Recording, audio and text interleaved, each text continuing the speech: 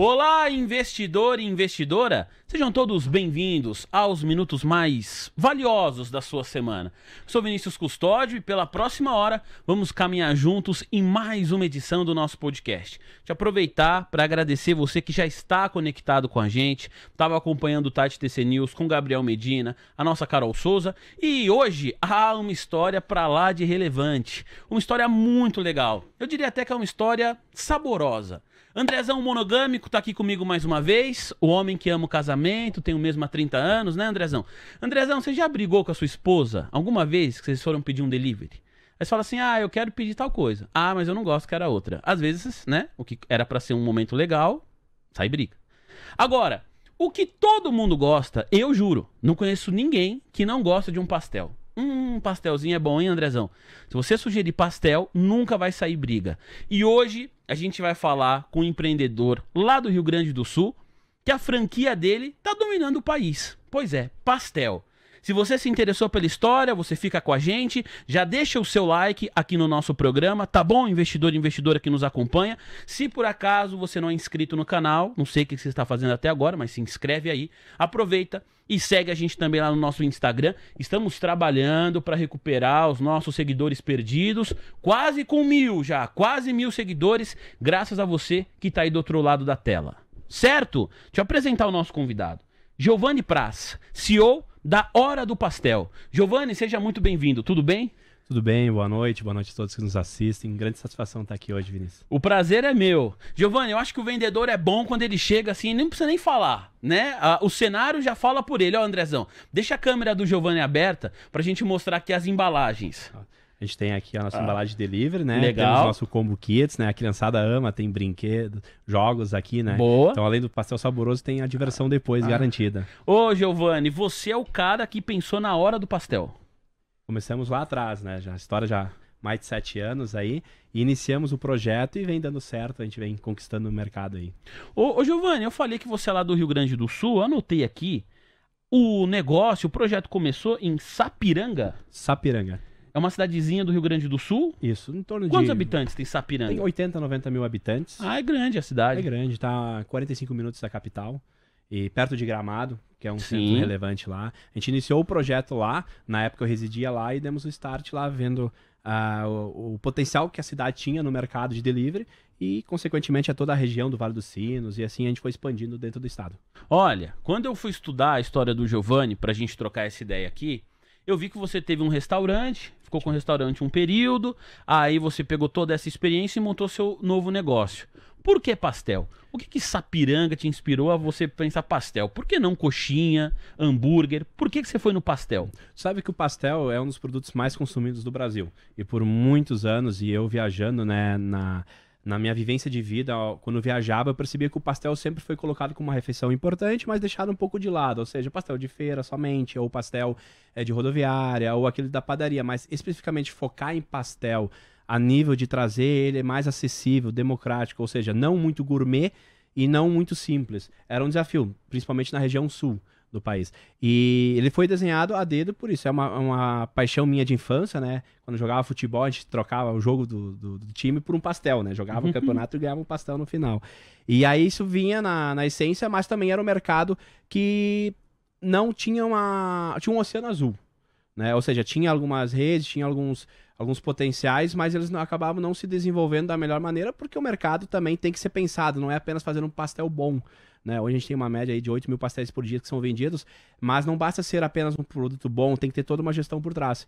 Então, a soma desses fatores fez com que a gente desenhasse o processo, iniciasse lá atrás, e o know-how da época do restaurante também, que eu entendia que focar num nicho específico daria mais certo do que num nicho amplo, né? No restaurante eu atendia de todos os públicos, né? Tinha desde X, hambúrguer, pizza, sushi. Aqui foi focado mais num produto específico. Boa. Olha, você prestou atenção no número, André? Prestou mesmo? Quantos pastéis ele vende por dia? 8 mil. Muito bem, Andrezão, tá ligeiro aí. 8 mil pastéis por dia. Vamos entender mais sobre isso. E assim, começando do início. Quando foi que você percebeu que o negócio ele ia conseguir se sustentar? Porque hoje, quando você vende 8 mil pastéis por dia, dá pra falar assim, poxa, é um negócio de sucesso. Mas quando você começou vendendo o seu primeiro pastel, como foi esse início da sua jornada como empreendedor agora no A Hora do Pastel? Sabe que eu sempre gosto de... Muitas pessoas me perguntam no Instagram, eles veem a marca lá no Sul, né? A gente é uma referência hoje no país.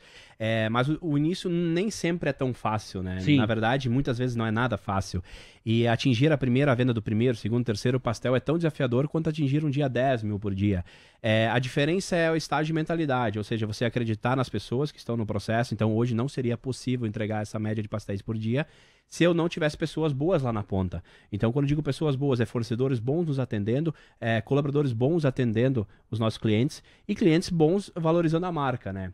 E as dificuldades que a gente trouxe desde o início é justamente poder trazer o produto como algo acessível a qualquer horário. Então, por isso é a hora do pastel, ou seja, 30% a 40% do faturamento vem de meio-dia. A gente vende muito pastel para refeições de almoço. Então, a gente consegue tanto no lanche da tarde, que já era tradicional, e principalmente na janta. Então, trazer esse convencimento ao nosso cliente de que é uma refeição completa. Então, a gente tem vários tamanhos de sabores, vários combos que são uma refeição completa. E aí tem, claro, todo o segredo da massa, a crocância, tem os vamos chamar assim, os ingredientes especiais que complementam esse gosto para o nosso paladar do nosso cliente. Mas muito legal, bem legal. Você começou montando uma loja própria, porque hoje o negócio é uma franquia, né? Isso, hoje é uma rede de franquia. Eu cheguei a ter 5 lojas próprias. Tá. Né? Eu comecei com uma loja própria, validei, depois eu busquei crescer também com uma segunda, terceira, junto com a expansão já de franquia. Tudo isso na cidade que o projeto começou, essas lojas, elas já foram indo para outras cidades isso, também? Uma coisa que eu procurei, eu sempre tenho isso em mente, né? Eu trago isso para dentro para validar qualquer hipótese, ou seja, tem que testar. Então, assim, a Hora do Pastel, muito do sucesso dela é que ela nasceu também já com o viés de empreender, com o intuito de querer crescer. Ou seja, desde o primeiro pastel nós já tínhamos processo. Não tão moderno quanto hoje, mas já tinha um processo, já tinha um padrão. Já era pensado uma segunda unidade. Não foi uma consequência a segunda unidade do sucesso da primeira. Então, quando a gente atingiu 8 meses de validação, a gente já tinha uma demanda de pessoas querendo comprar a franquia, mas nós já tínhamos, desde o primeiro processo, pensado numa segunda unidade. A única questão é que nós pensaríamos no segundo ano, a gente antecipou um pouco, porque a gente já tinha validado. E aí vai uma sugestão aí para quem está empreendendo. Se você vai ter a primeira unidade, pensa que você um dia quer ter a segunda, mesmo que você não a tenha. Porque aí você vai criar pequenos processos que vai te policiar no meio do caminho, que você vai conseguir fazer com que você atinja isso lá no futuro. Como tem aquele ditado, né? Cria uma empresa para vender, mesmo que você não queira vender. Ou seja, a primeira unidade ela foi feita como um piloto, realmente pensando na segunda, mas não necessariamente, tem que ser amanhã.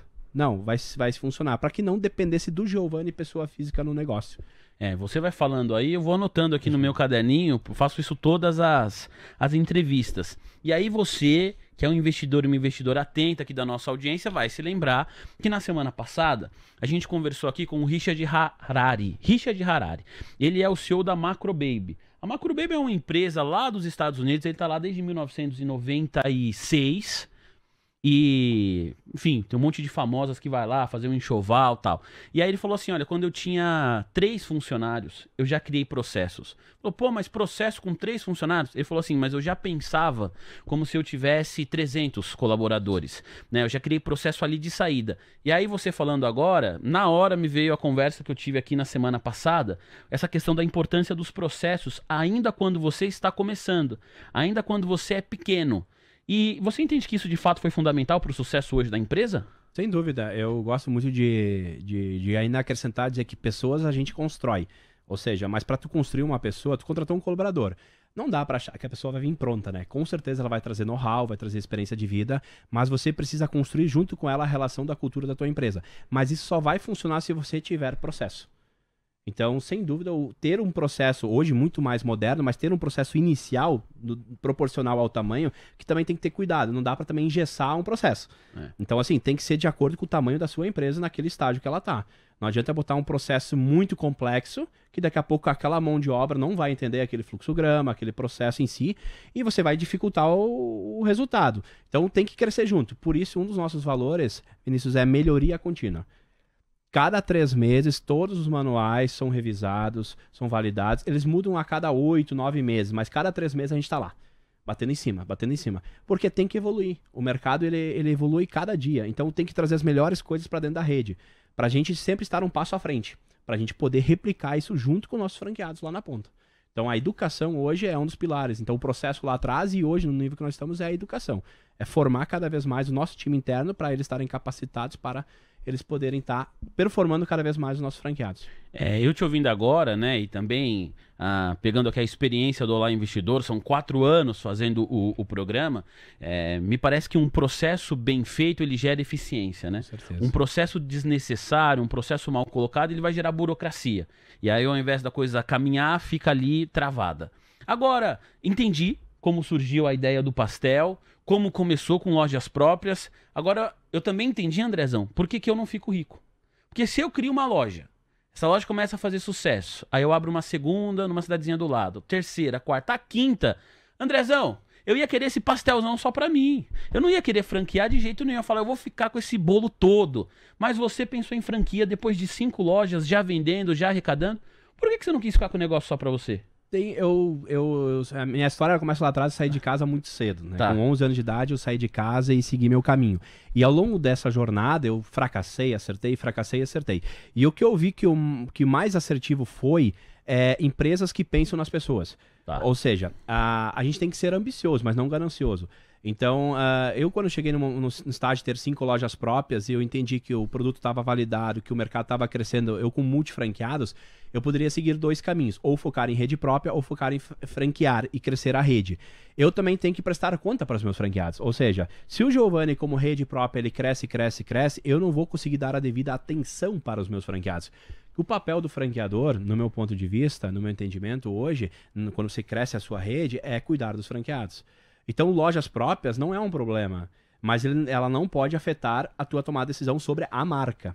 Né? A gente tem não sei se pode citar exemplos Pode de outros citar grandes. se você quiser. Vamos fica à pegar o vontade. Caíto Maia da Chili Beans. Puxa, eu fui a uma palestra dele ano passado. Boa palestra. Muito. Excelente palestra. É um case assim que eu olho, ele explodiu de tamanho depois que ele vendeu as lojas próprias, né? Focou mais nos franqueados. E não é uma coincidência que nós fizemos isso. Lá atrás nós percebemos, porque o meu tempo da minha agenda estava envolvida em 4, 5 horas lojas próprias, 4, 5 horas franqueados. Beleza, tava legal. E aí vem a decisão que é estratégica. Você deixa de capitalizar de um lado, né? Que é a pessoa física como dono de loja, para focar na franqueadora, que demora, né? A franqueadora você tem um estágio de crescimento, né? Não é do dia para noite que a franqueadora se torna uma empresa rica, vamos dizer assim, né? Sim. Então é todo um estágio. Loja própria não. Você abre hoje, amanhã você vende pastel. Franquia, você vende a franquia, tem um tempo, tem toda uma receita que demora para ela voltar, né? Como franqueadora. Só que foi mais assertivo justamente para a gente poder focar na marca. E a gente viu que depois fazem 3 anos que a gente tomou essa decisão e foi extremamente valiosa para nós, que assim a gente consegue focar no pilar que é o nosso franqueado lá na ponta. Então a gente tem todo trimestre, né? A gente separa lojas em trimestres e a franqueadora em quadrimestres. A gente tem o SSC, né? Que é Start, Stop e Continua, que é uma técnica pequena de gestão. E a gente sempre prega muito, assim, a gente não pode se conformar com o insucesso do franqueado. Ou seja, isso está na cultura. Então, se o franqueado estiver indo mais ou menos, nós estamos errando. Muitas vezes não é culpa nossa, né? Às vezes é algum descuido, alguma coisa. Acontece. No mercado de franquias é assim, faz parte do jogo. Mas eu não posso achar que isso é normal. Eu tenho que acreditar em todo o meu franqueado lá, a fazer o máximo por ele para que ele tenha o melhor resultado possível lá na ponta. Bem legal. Agora, quando uma pessoa... Deixa eu colocar o Instagram aqui para mostrar o Instagram da Hora do Pastel. Hora do Pastel Oficial. O Giovanni me falou que é a melhor rede social aqui para eu divulgar. Andrezão, se prepara, porque você vai ficar com fome agora. Não tem jeito. Olha essa aqui. Rapaz. Ô Giovanni, é recheado assim mesmo? Não a gente é? tem várias opções de tamanhos, né? Mas gira em torno de 200, 300 gramas, dependendo do tamanho de pastel. Deixa eu ver. Tem mais aqui, hein? Cadê? Olha, tem doce também, hein? Ah, esse aqui é você, né? Eu apareço aí também. Você sabe que eu ia te perguntar? Porque vou mostrar o seu Instagram pessoal também. E a gente fala muito aqui sobre como pessoas se conectam com pessoas.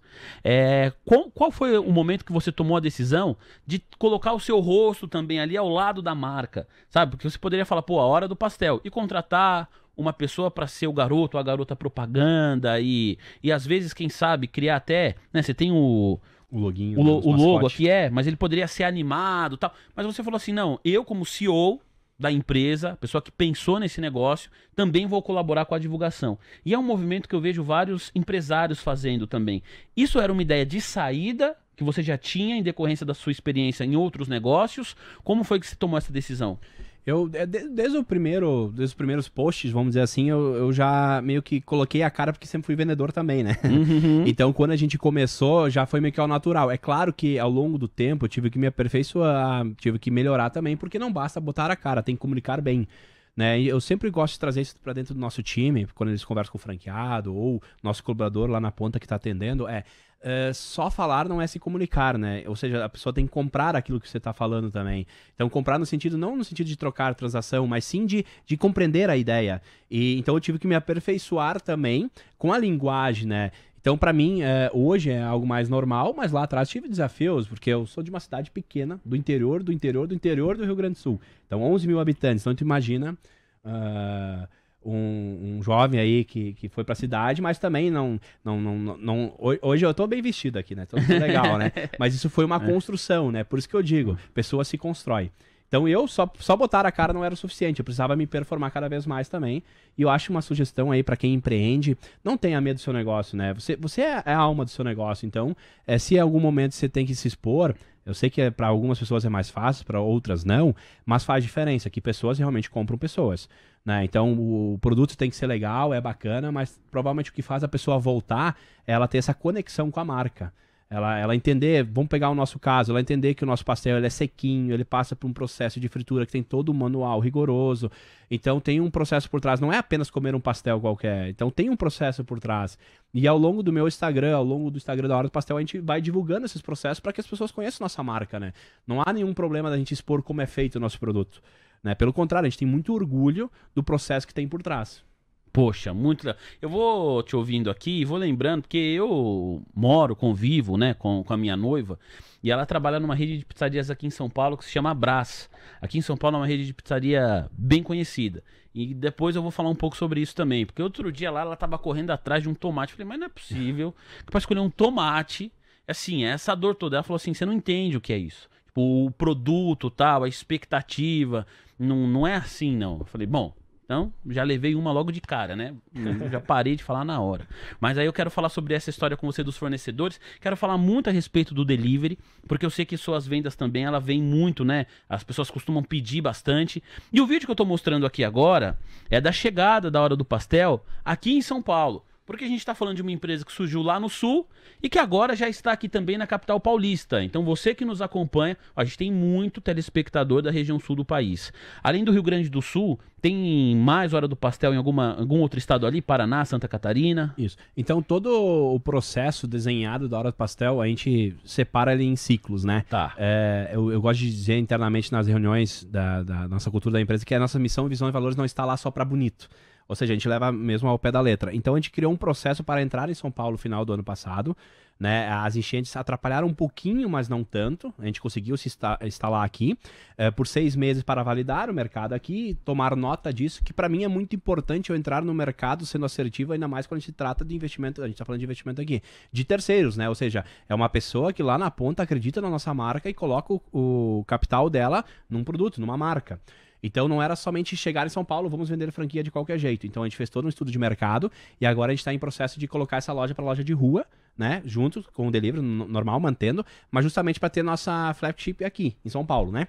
E a gente optou por São Paulo e Rio Grande do Sul para fazer esse eixo, né? E assim a gente consegue dar o melhor suporte possível. Então, se a gente fosse atender todas as demandas que entram em contato com nós para comprar franquia nos últimos 3, 4 anos, a gente talvez teria, brincando aqui, 500 franquias vendidas, por exemplo. Porque muita gente procura a gente.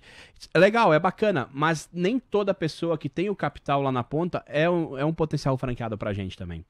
A gente entendeu que não é só a pessoa nos escolher, a gente também tem que escolher a pessoa.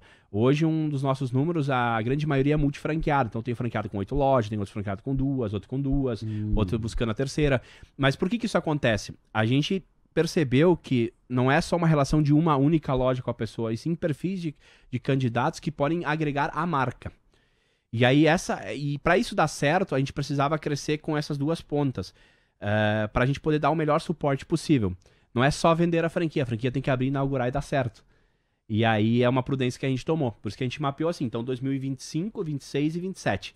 é o momento que a gente está expandindo para esses quatro estados, né? Se a gente olhar São Paulo para baixo. Minas também, enfim, tem outras situações, mas esse é o nosso projeto aqui.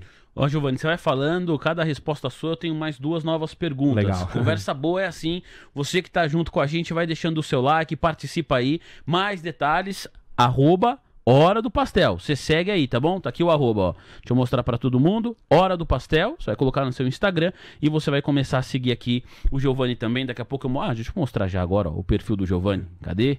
Cadê aqui, ó? Deixa eu vir em pesquisa. Aqui, ó, Giovanni. Giovanni Praz. Giovanni Praz, _ no final. Tá aqui o perfil do Giovanni também para você seguir. Beleza? Ô Giovanni, você falou aí a respeito de empreender e das chuvas no Rio Grande do Sul. São esses 2 pontos que eu quero fazer pergunta. Vou começar primeiro com essa questão do empreendedorismo e da expansão que você projetou aí para os próximos anos. Você falou até 2027. Aqui na TC News, a gente fala muito, todos os dias, o tempo todo, dos juros. Porque os juros eles têm um impacto grande no mercado acionário. Em geral, na teoria, juros altos, renda variável para baixo. As pessoas não querem correr risco, sabendo que você tem na renda fixa uma rentabilidade que atualmente, nesse instante que estamos gravando aqui, gira na casa de 12%. Estou arredondando. A gente sabe que daqui a pouco tem reunião, mais uma vez, do Copom e a tendência é de elevação ainda mais nos contratos de juros futuros. Na economia real, como que é para o empresário, para o empreendedor, falar assim, olha, os juros realmente estão elevados. Né? Só a gente olhar o histórico do nosso país, em geral, a gente vai ter uma taxa ali de juros neutros, se a gente olhar para a história, na casa de 8%, 9%, os juros estão acima de 12%. Como que você toma a decisão de falar assim, vou expandir mesmo assim? Os juros elevados, talvez não seja o melhor dos cenários, mas eu vou porque acredito no produto, vejo potencial, vale a pena o risco. Como que é essa tomada de decisão do empresário? Hoje, para a expansão como marca, a gente tem que olhar para o nosso histórico, olhar o que os nossos números entregam nos últimos anos e a gente olhar para o futuro. A gente olha para o futuro, juro alto, isso faz com que algumas pessoas tendem a deixar o dinheiro aplicado do que talvez investir em outro negócio, porque a rentabilidade, em tese, é segura e está lá alocado o capital. Se a pessoa tirar o dinheiro lá e colocar o investimento, ela tem o fator de que ela pode ganhar muito mais do que aplicado, mas ela tem o trabalho por trás. E aí vem o perfil de investidor que a gente procura. Então a gente não procura aquele investidor extremamente que só quer alocar dinheiro em qualquer coisa, ou seja, apenas só vou testar. Hoje um investimento médio é R$200 mil média, o investimento nosso. Então eu tenho lá um perfil de pessoa, daqui a pouco, eu tenho esse dinheiro sobrando, eu vou colocar ali para ver se vai dar certo. Esse é um perfil que a gente já, na primeira entrevista, já cai fora. Então, inclusive, isso é comum. Tem muita gente que nos procura aí com 400, 500 mil de investimento que vem com esse tão, não, eu tenho esse valor aqui que eu posso botar como risco. E a gente entende que qualquer negócio, qualquer empreendedor que começar tem o risco, normal. Mas a gente procura pessoas que realmente vão apostar na marca e acreditar na marca a longo prazo. Não apenas vou colocar esses R$200 mil aqui e ver se vai dar certo. Não é esse perfil. Então, para quem está nesse mercado e está empreendendo e está no mercado de franquia, eu acho que é válido olhar esse perfil de consumidor. Porque é ele que vai o futuro da tua rede, tu vai botar na mão dele. Então, assim, tem que cuidar muito isso. Esse é um dos mecanismos que a gente usa. O outro é olhar o histórico. O nosso CMV está dentro da média, teve inflação, o insumo subiu, como é que está o custo de mão de obra, agora teve aumento do salário mínimo, né? Como é que está esse centro de custo? Ele está legal, está bacana? Como é que está o centro de custo de outros estados? Está legal? Se encaixa nos nossos KPIs? Se encaixa, então perfeito. Então, se não tivesse uma margem de tolerância, aí tem que pisar no freio. Então a gente conseguiu hoje alinhar bem esses pontos para que a gente não fique refém também tanto dessa oscilação do mercado. Então, assim, a gente não tendo algo que oscile muito mais do que isso, a gente está totalmente seguro. E aí, de novo, a gente não constrói uma marca passageira, é uma marca a longo prazo.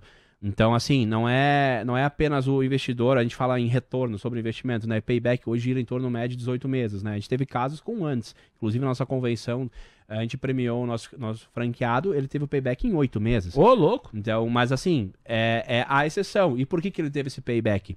Ele teve uma experiência negativa com uma outra rede, né? Não da mesma área, outro segmento.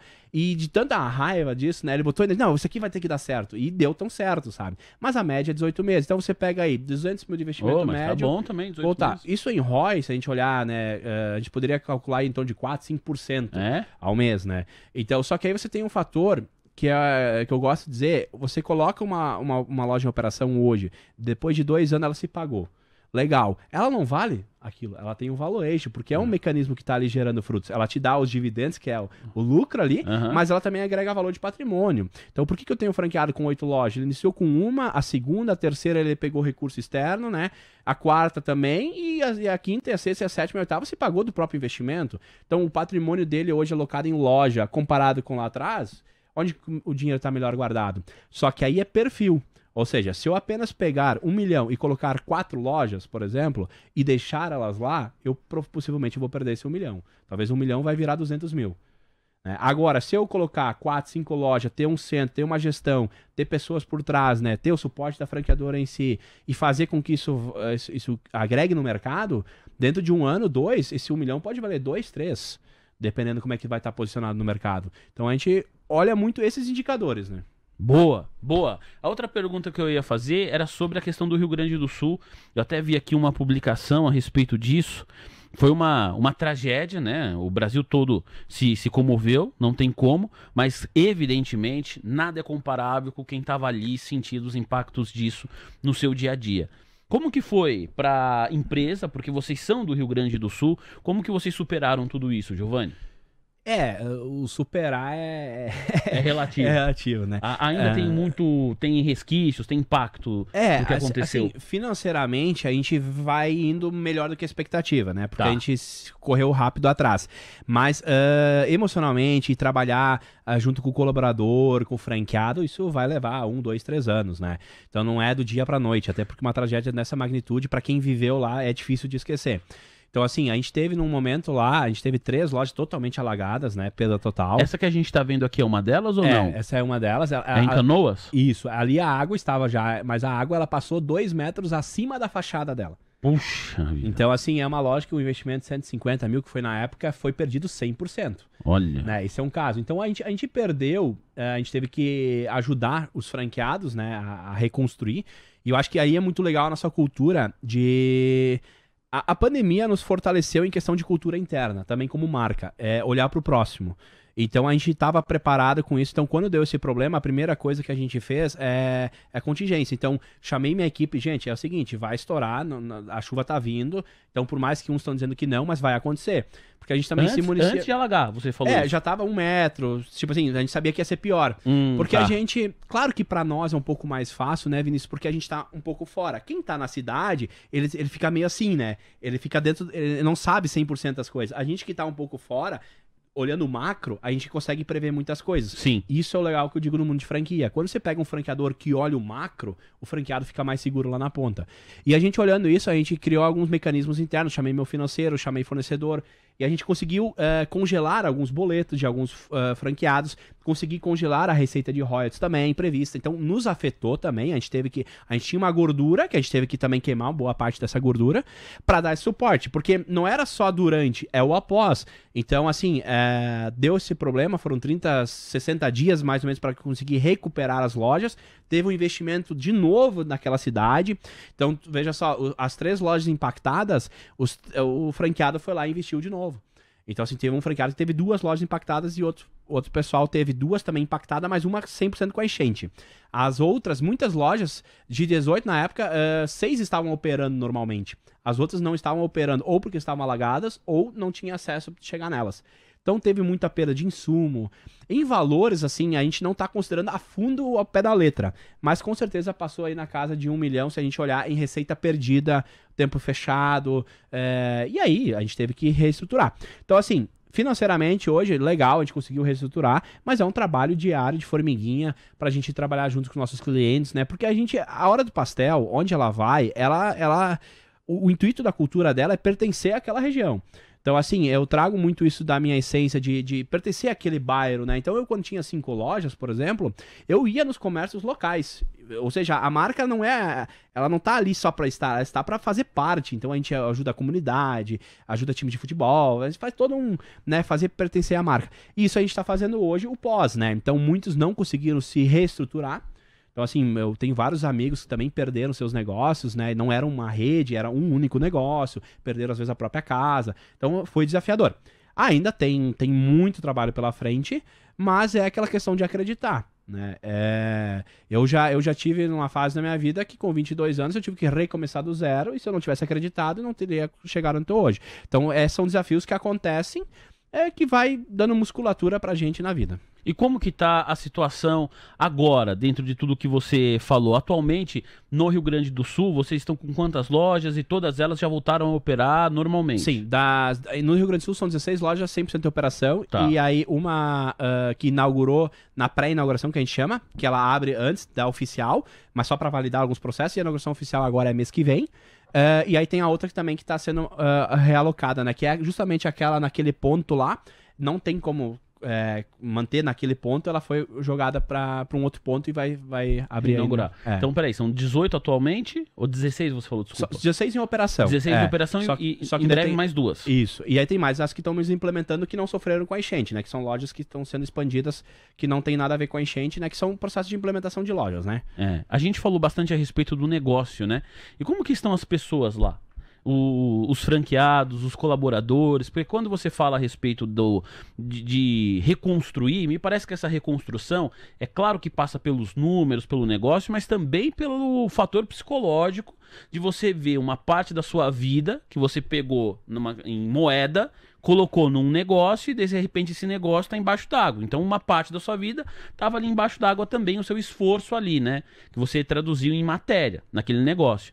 E no fim das contas me parece que passa também por uma questão psicológica. Pensando nesse fator em específico, como que tá a situação lá, ô Giovanni? A nível rede, assim, a gente tenta e consegue, vem tendo êxito de realmente motivar, engajar, e a gente tá tendo um bom êxito nisso. Mas a nível, se a gente olhar estadual, Sim. a gente olhar os outros pessoas da região. eu converso com CDLs, assim, enfim, até onde nas palestras que eu vou, eu percebo que o pessoal tá um pouquinho abatido. Ainda. E aí o que eu tenho pra dizer pra eles é, indiferente o problema, a decisão de fazer dar certo depende só da pessoa, né? Então a gente pode pegar, eu gosto de pegar essa referência, né? Você pega uma pessoa que morava de aluguel, que não tinha muito, mas tinha seus 20 mil lá em imóveis dentro daquela casinha de aluguel. Ela foi lá e perdeu tudo. Ela teve que recomeçar a vida dela do zero. Aí você tem a pessoa lá, o empresário que tinha uma indústria e que talvez já estava vindo com a pandemia um pouco afetado, perdeu tudo, teve que recomeçar do zero. Então assim, qual é a diferença de um para o outro? Qual que pode dar mais certo? Uns vão dizer, o empresário porque ele já tem a questão, né, de recurso, daqui a pouco é mais fácil ele recomeçar. Às vezes, sim, às vezes não. O que muda é a mentalidade, porque não é o quanto que você perdeu no processo. Eu gosto de dizer isso, pessoal, que nem o franqueado que perdeu 2 lojas da enchente, tem 8, perdeu 2. Não é 2 ou 3 ou 4, podia ser uma. É como ele está preparado para esse problema, entende? Não é o tamanho do valor, e sim o sentimento que ele tem sobre a questão em si. E se a pessoa conseguir vencer, esse é o primeiro obstáculo. Assim, quer vencer uma crise, eu acho que não olhar pro tamanho dela, mas sim de olhar tu é capaz de vencer. E aí as ideias vêm. Então, assim, tem pessoas que vão sair com negócios que fecharam, que talvez não empreendem no mesmo ramo. E talvez isso tenha sido a melhor coisa na vida delas. Né? Então, assim, eu saí da área de restaurante, fiquei 2 anos sem ter um restaurante, e foi muito bom porque me trouxe outras ferramentas que hoje eu tenho na minha rede de alimentação. Legal. Então é olhar mais pro desafio como um aprendizado. Dizer que é fácil, não é. A gente passou por assim, na minha vida eu tenho 3 grandes desafios. Um foi o restaurante, né? Então foi um grande êxito e também muito aprendizado.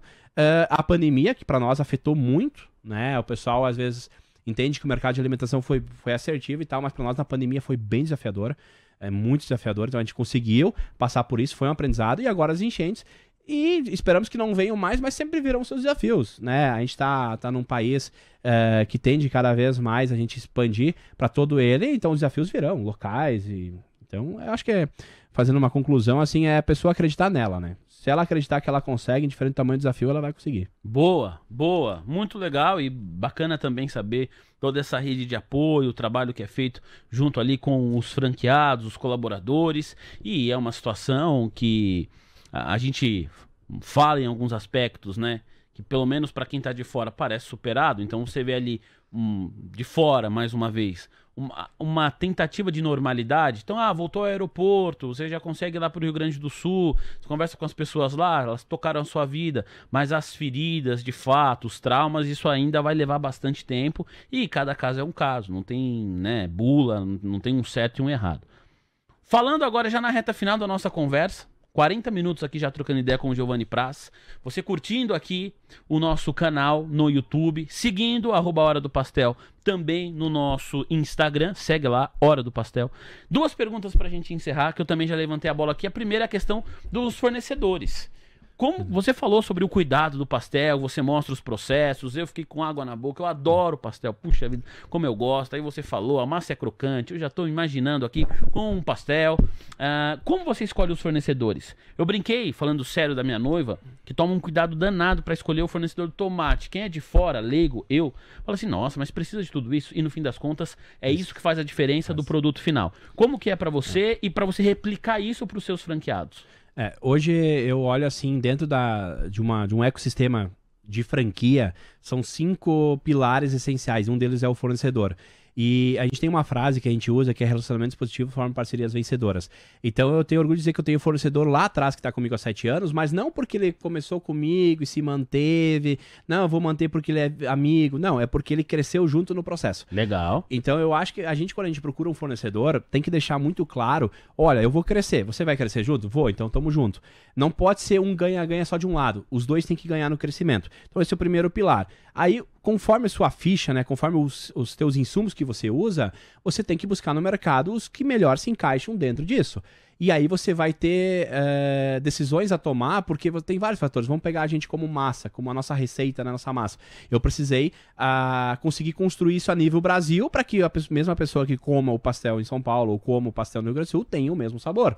Então é um desafio. Mas precisei vencê-lo para eu poder expandir. Então é criar mecanismos de controle depois disso. Então você falou do tomate. Realmente faz toda a diferença quando você já tem isso dentro da tua ficha técnica e o teu consumidor já percebe isso. Mesma coisa é os queijos, né? Os laticínios, a mesma coisa. Então manter esse padrão. Embalagens, né? Então buscar fornecedores que conseguem atender a gente a nível Brasil. E isso para a franquia é fundamental. Porque você tem que trazer custo acessível para o franqueado lá na ponta e abastecimento para ele, né? Ele não pode ficar refém disso. E aí você precisa botar isso num ecossistema, num país que é continental, né? Então assim, tem os desafios. Mas é totalmente possível. Tipo assim, para nós, a gente conseguiu ser assertivo justamente por indicadores, né? Tudo assim, Vinícius, tudo é número dentro da empresa em certas coisas. Então, assim, quantidade de compra, quantidade de peso em papel que é comprado, tá dentro de uma média, dá para melhorar o preço, não dá, faz reunião com o fornecedor cada 15 dias. Então, internamente, a gente realmente instiga o fornecedor a crescer, não ficar parado. Ele não pratica o mesmo preço por praticar. Não, eu vou deixar assim. Porque vai ter no mercado fornecedores que apenas reajustem por reajustar. A gente constrói junto. Olha, eu precisava que tu ajustasse um pouco aqui porque a gente quer crescer esse mercado aqui. Tem como? Ah, tem como. Então vamos lá. Então a gente realmente... É bom pros dois. É bom pros dois. Esses 5 pilares, só para complementar os outros 4, a relação do franqueado com o franqueador, a relação do franqueado com o colaborador dele e a relação do colaborador com o cliente. Né? Então, assim, tudo passa por um bom relacionamento. Por isso que essa frase, relacionamentos positivos formam parcerias vencedoras. O meu entendimento é que se um ecossistema de franquia para dar certo, esses 5 relacionamentos têm que estar em alta. Né? Ou seja, tem que estar engajado ao máximo possível. E aí, quando você fala de 300, 400, 500 pessoas no processo, cada vez fica um pouco mais difícil, mas não quer dizer que não deva ser cuidado. Tô anotando aqui. Relacionamentos positivos formam parcerias vencedoras. Tá no nosso manual de cultura. Tem 3 frases no nosso manual de cultura. Foi você que inventou essa frase? São autorais minhas. Aí sim. Então no meu livro que eu tô lançando agora em abril eu também... ia falar, isso aí cabe num livro, viu, Giovanni? Estamos lançando em abril o nosso livro, que é Plante Ideias e Colhe Soluções, que a gente usa também no manual de cultura. Pô, você é bom pro colaborador, de slogan, hein, Giovanni? Você é bom de slogan. É vivência, né? Ou seja, a Hora do Pastel é o que é hoje, não porque o Giovanni começou lá atrás e ele inventou tudo, né? Cara, é reconhecer talentos, é reconhecer pessoas, né? E essa é Plante Ideias, Colhe Soluções, relacionamentos positivos formam parcerias vencedoras, e o outro tá no nosso manual de cultura, que a gente usa junto com o franqueado para passar know-how, aprender, compreender e compartilhar. Então, assim, o franqueado tá conosco para aprender. Ele vai entender, né? Ele vai compreender esse processo e ele precisa compartilhar com a equipe dele.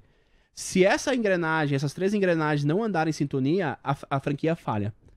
E aí também é ruim pra você, né? É ruim pra todo mundo. Exato. O ecossistema todo perde. Então a gente usa está no nosso manual de cultura, assim, são frases que a gente usa além dos valores, missão e visão. Muito, muito legal. A última, conversando com outras pessoas do ramo, a galera costuma falar que uma das missões mais difíceis é o cliente ter a mesma experiência no delivery do que no restaurante. E no caso de vocês, eu vi em outras entrevistas, em outros podcasts, você falando sobre a importância do delivery para a receita. É uma receita muito importante. E se o delivery faz tanto sucesso, evidentemente é porque a experiência da pessoa que pede o pastel na casa dela é uma experiência legal. O pastel chega crocante, quentinho, é bacana. Desde sempre foi assim? Como foi para você conseguir entregar um produto na casa da pessoa e ela ter uma experiência legal também? Acho que um dos diferenciais foi quando a gente iniciou 2017 o projeto, 2018 deu start, já era focado em delivery, né? Então, assim, a gente nasceu muito antes da necessidade de virar delivery, já focado, pensado para atender o público de delivery. Ah, legal. Então, assim, a pandemia acelerou alguns processos. Então, Posso ver a embalagem? Pode. Nisso foi positivo. A questão da crocância, né? Tem o processo de como é que é feito o pastel, a fritura, o ponto certo, a composição da farinha. Tem vários processos para o pastel chegar crocante na casa do cliente. O tempo de entrega também. É natural que você vai ter cidades e cidades com tempos e tempos, né? A gente procura entregar sempre dentro de um prazo aí de 20, 30 minutos. É natural que a gente não consegue manter isso 100%, mas a gente também não promete e não entrega. Ou seja, tem momentos que a loja está pedindo 45 minutos, 50. Mas por quê? Porque ele é frito na hora. Então o pedido ele entra, ele é processado, montado ali, e aí ele vai para a linha de fritura e quando a logística está pronto para atender, ele é frito. Então, assim, a gente concilia isso com o tempo, né, com o nosso hub logístico interno do sistema para a gente poder entregar o melhor produto possível na casa do cliente. Ah, então quer dizer, se o pessoal que tá lá, imagino que seja de moto, feita a entrega. Sim. O pastel tá pronto. Só que você não coloca ele para fritar se não tem o pessoal ali para levar o pastel, senão ele vai ficar frio. Tem o processo do time. Então a gente considera de 8 a 10 minutos o processo entre fritura, empacotamento e botar na bag do motoboy. Legal. Então tudo isso é acompanhado, sabe? E aí internamente o gestor de loja, ele olha esses indicadores para poder trazer isso da melhor forma. Então a gente tem os picos, né? Então a gente tem, vamos pensar assim, de 8 mil média, nós temos 6 mil média que são vendidos das 19 até as 21. Então você tem aquele pico, né? E aí você tem que estar preparado para atender da melhor forma possível. E claro, sempre buscar um bom entendimento, né? No meio do caminho pode furar um pneu do motoboy. Agora, se eu não avisar o cliente, se eu deixar ele no vácuo, não responder ele não vai me entender depois que aconteceu. Agora, deu um problema e eu ligar, seu Vinícius, tudo bem? Olha só, tive uma situação com um entregador, acabou furando o pneu do rapaz e o teu pedido tava na bag dele, mas eu vou refazer o pedido que aqui ele vai esfriar. Só vou te pedir mais 30, 40 minutinhos, o senhor aceita? Não, eu aceito, perfeito. Agora, se eu deixar o cliente no vácuo... É diferente. Depois não adianta reclamar, né? Depois o cliente vai reclamar e o gestor perdeu a voz, vamos dizer assim, ele perdeu a oportunidade de resolver o problema. Muito, muito legal. Ô Giovanni, quais são os planos de futuro? Eu acho que a melhor maneira da gente terminar essa conversa, ainda início de ano, né? Reta final de janeiro, tá passando rápido o ano até, né? Reta final de janeiro, mas ainda início de 2025. Quais são os planos de futuro? Você falou um pouquinho sobre 2026, 2027. Eu queria consolidar esse racional, por gentileza. Claro. Então, eu já de longa data eu não consigo mais, eu digo, o meu papel não é pensar amanhã, e sim 2, 3 anos para a marca, né? Então, assim, a gente trabalha o mês a mês com o franqueado, mas a marca é sempre 1, 2 anos à frente. Então, a nossa missão, visão, valores, ela tá muito claro, né? A gente, cada 3, 4 anos a gente faz o ajuste. A nossa meta é se tornar uma das maiores redes de franquias, a gente já mas se tornar a maior rede de franquia de fast food de pastéis do mundo, né? Até 2028. Do mundo porque hoje a gente tem uma grande oportunidade no mercado que no mundo não tem tantas redes de franquia, né? O Brasil é o maior mercado. Então esse é o nosso objetivo. E essa visão, ela tá muito clara para o nosso time. Como é que nós vamos chegar lá? Através do sucesso dos franqueados. Então a gente tem isso como nosso mantra interno. Então todas as nossas reuniões de alinhamento semanal, elas têm lá, o foco é o franqueado. A gente criou um departamento ano passado que é upskilling, então é aumentar as habilidades. Então lá a gente tem a formação do franqueado normal quando ele vira franqueado, mas também tem novos treinamentos, a gente tem live acontecendo toda semana. São mentorias que a gente dá para o franqueado seguidamente, e vários assuntos, né? A gente está lançando agora, para você ter uma ideia, Vinícius, a educação financeira para o colaborador. Então a gente percebeu através de números que lá no passado tinha muito turnover porque o colaborador pedia para sair para pegar rescisão e depois voltava para trabalhar. Então a gente entendeu que se a gente trabalhar o emocional dele, ajudar ele através de um feedback, através de uma educação também financeira, ele vai se tornar um bom colaborador a longo prazo. De novo, é educação. Por isso que o meu papel hoje como CEO é educar cada vez mais. O meu papel, eu entendo que é construir as pessoas.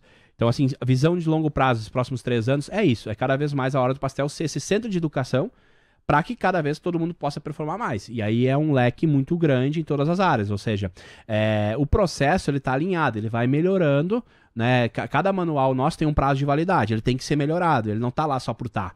Então assim, perfeito, isso nosso time vai construindo.